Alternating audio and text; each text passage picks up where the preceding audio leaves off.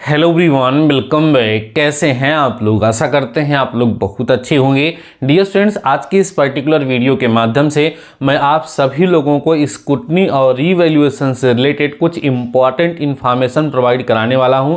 Dear students, आप अगर scrutiny या रीवैल्यूएशन के लिए अप्लाई करना चाहते हैं तो इस पर्टिकुलर वीडियो को कंप्लीट जरूर से ज़रूर देख लीजिए, क्योंकि इस वीडियो में आप लोगों को स्क्रूटनी और रीवैल्यूएशन से रिलेटेड सारी की सारी इन्फॉर्मेशन मैं डिटेल में समझाने और बताने वाला हूं। डियर स्टूडेंट, जैसा कि आप सभी लोगों को पता है कि अभी हाल में ही आपके ऑड सेमेस्टर के रिजल्ट जारी हुए हैं, जो कि संतोषजनक नहीं है। सारे के सारे स्टूडेंट्स परेशान हैं। मैक्सिमम स्टूडेंट्स की एक सब्जेक्ट में, दो सब्जेक्ट में या दो से अधिक सब्जेक्ट में बैक आई है, तो वो उसको क्लियर करना चाहते हैं। और इसके अतिरिक्त आपको ये भी पता है कि यूपीबीटी के अंतर्गत स्क्रूटनी और रीवैल्यूएशन का प्रावधान है। रिजल्ट आने के 3-4 दिन पश्चात उसका नोटिफिकेशन जारी हो जाता है, और वो नोटिफिकेशन कल अर्थात 27 मार्च को जारी हो चुका है। अब अगर आप चाहें तो स्क्रूटनी और रीवैल्यूएशन के लिए अप्लाई कर सकते हैं। तो आज के इस पर्टिकुलर वीडियो के माध्यम से हम आपको पहले बता दें कि स्क्रूटनी क्या है, रीवैल्यूएशन क्या है, इसको आप कब अप्लाई कर सकते हैं, कितनी फीस लगती है, क्या दोनों अप्लाई कर सकते हैं, एक से अधिक सब्जेक्ट में अप्लाई कर सकते हैं या नहीं कर सकते हैं। और सबसे खास बात यह है कि सर स्क्रूटनी और इवैल्यूएशन में अभी तक किसी का मार्क्स बढ़ा है या मेरा ही बढ़ेगा या नहीं बढ़ेगा। तो ये तमाम प्रकार की समस्याएं हमारे माइंड में रहती हैं और स्टूडेंट्स परेशान भी रहते हैं, क्योंकि रीवैल्यूएशन का चार्ज थोड़ा ज़्यादा है, 500 रुपीज़। तो स्टूडेंट्स उसको फिलअप करते हुए डरते हैं फालतू। देखो, हमारे जो यूपीबीटी के स्टूडेंट्स हैं उनका फैमिली बैकग्राउंड एक एवरेज फैमिली से वो लोग बिलोंग करते हैं, बहुत ज़्यादा पैसा उनके पास नहीं है, तो उस सिचुएशन में प्रॉब्लम तो होती ही है। लेकिन आप इस वीडियो को पर्टिकुलर ध्यान से समझ लीजिएगा तो आपको काफ़ी ज़्यादा हेल्प मिलेगी इससे, और आप एक डिसीजन ले पाएंगे कि आप स्क्रूटनी के लिए अप्लाई करें या ना अप्लाई करें, रीवैल्यूएशन के लिए अप्लाई करें या ना अप्लाई करें। सबसे पहले डियर स्टूडेंट्स, हम लोग ये जानते हैं कि स्क्रूटनी होता क्या है। ठीक है, स्क्रूटनी जो है वो क्या होता है। ठीक है, अब देखो, स्क्रूटनी का मतलब होता है डियर स्टूडेंट जांच पड़ताल। ठीक है, आप शांति से इसको ये जान सकते हैं कि सिंपली इसका मतलब होता है जांच पड़ताल।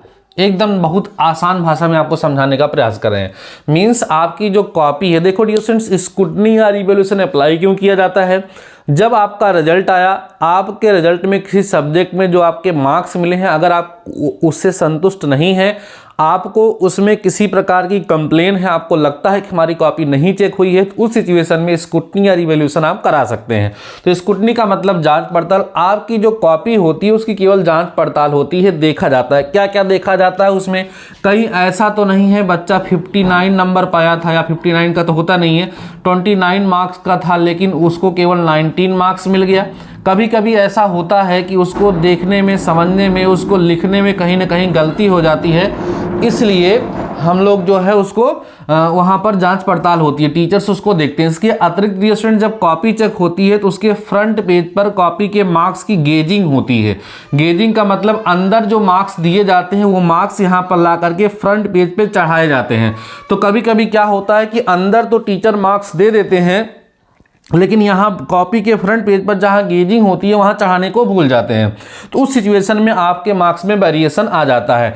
तो क्या होता है, स्क्रूटनी में आपकी जो कॉपी होती है वो फिर से चेक नहीं होती है, केवल देखा जाता है कि सब जगह सारे क्वेश्चन पे मार्क्स मिला है, और वो मार्क्स मिला है तो बाहर गेजिंग के रूप में यहाँ ला करके, पहले क्वेश्चन में 2 नंबर का था, दूसरे में, तो वो यहाँ पर गेजिंग होकर के या टोटलिंग में, टोटल ऐड करने में इस प्रकार की कोई समस्या तो नहीं है। ये केवल और केवल इतना ही डियर स्टूडेंट देखा जाता है। ठीक है, और इसका चार्ज आपको पता है बहुत कम है, 50 से 60 रुपये है शायद। ठीक है, मुझे एक्चुअल में अभी ध्यान नहीं आ रहा, इस बार हो सकता थोड़ा बदला हो, 50-60 रुपये लगता है स्क्रूटनी का। तो स्क्रूटनी में केवल और केवल क्या होता है, ये चीज़ देखी जाती है कि गेजिंग में कहीं कोई प्रॉब्लम तो नहीं है, कोई क्वेश्चन में नंबर मिला है तो बाहर चढ़ा या नहीं चढ़ा है, या टोटली में कोई दिक्कत तो नहीं है, कॉपी में जो नंबर था वही आपके रिजल्ट में चढ़ा है या नहीं, केवल और केवल इतना स्क्रूटनी में देखा जाता है। स्क्रूटनी में आपकी कॉपी चेक नहीं होती है। अगला जो प्रोसेस होती है डियर स्टूडेंट्स वो है रीवैल्यूएशन।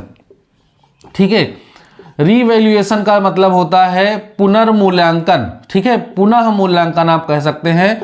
तो इस सिचुएशन में जो होता है वो आपकी कॉपी फिर से चेक करी जाती है। ये ऊपर के जो मार्क्स होते हैं जहां पर गेजिंग हुई रहती है वो मार्क्स वहां से हटा लिए जाते हैं और ये कॉपी जो होती है वो दूसरे टीचर चेक करते हैं। जो टीचर चेक किए रहते हैं वो नहीं चेक करते, दोबारा से आपकी कॉपी फिर से चेक होती है और पूरी कॉपी फिर से चेक होने के बाद एक नया नंबर चढ़ता है। वो नंबर आपका बढ़ भी सकता है और घट भी सकता है, ठीक है ना। तो ये चीज होती है स्क्रूटनी और ये होता है रीवैल्यूएशन। दोनों का मतलब आप सभी लोगों को समझ में आ गया होगा।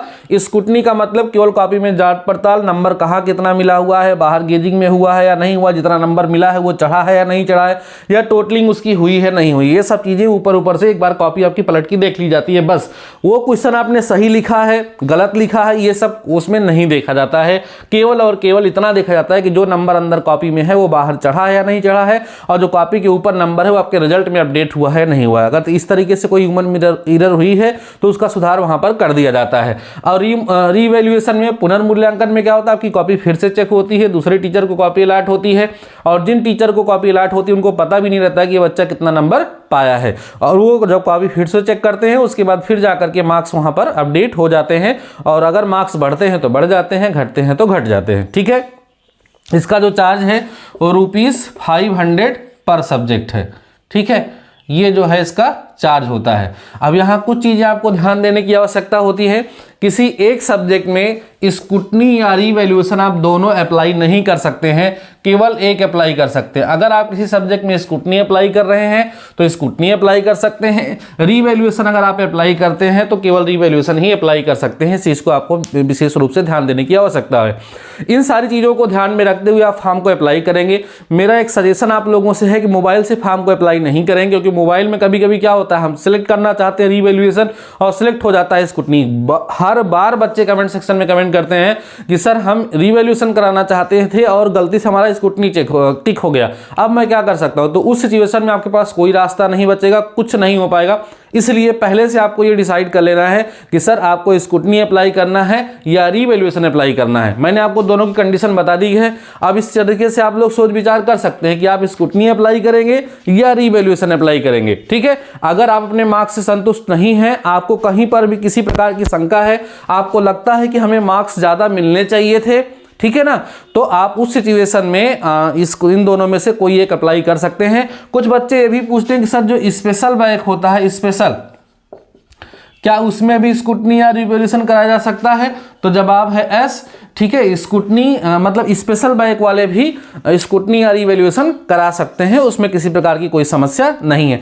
अभी इस वीडियो के माध्यम से केवल और केवल मैंने आप लोगों को ये बताने का प्रयास किया स्क्रूटनी क्या है, रीवैल्यूएशन क्या है। साथ ही साथ मैंने आपको ये भी बताया कि कल नोटिफिकेशन जारी हो गया है, आप लोग सोच समझ करके उसके लिए अप्लाई कर सकते हैं। अगर आपके पास प्रॉपर नोटिफिकेशन नहीं पहुंच पाई है तो अभी मैं टेलीग्राम चैनल पर आपको पीडीएफ भेज दूंगा, वहां से आप उसको पढ़ लीजिएगा, समझ लीजिएगा, उसके बाद तब अप्लाई करिएगा। स्क्रूटनी और रीवैल्यूएशन के फॉर्म को अप्लाई करते समय किसी भी प्रकार की कोई जल्दबाजी बिल्कुल मत करिएगा।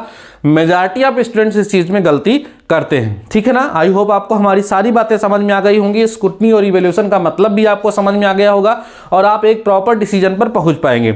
इसके अतिरिक्त अगर आपको ये जानना है, अगर आप ये चाहते हैं कि सर हमको बता दें कि हम स्क्रूटनी अप्लाई करें, रीवैल्यूएशन अप्लाई करें, तो आप कमेंट सेक्शन में कमेंट करिएगा। मैं एक वीडियो बना करके स्पष्ट कर दूंगा कि आप रीवैल्यूएशन अप्लाई करिए या स्क्रूटनी अप्लाई करिए। आई होप डियर स्टूडेंट्स सारी बातें आप सभी लोगों को अच्छे तरीके से क्लियर हो गई होगी। इसके अतिरिक्त अगर आपके माइंड में किसी प्रकार का कोई डाउट है, कोई क्वेश्चन है, तो आप कमेंट सेक्शन में कमेंट करके पूछ सकते हैं। बाकी आज के इस वीडियो में आज बस इतना ही। मिलते हैं नेक्स्ट वीडियो के साथ, नेक्स्ट टॉपिक के साथ। तब तक के लिए शानदार रहिए और पढ़ते रहिए।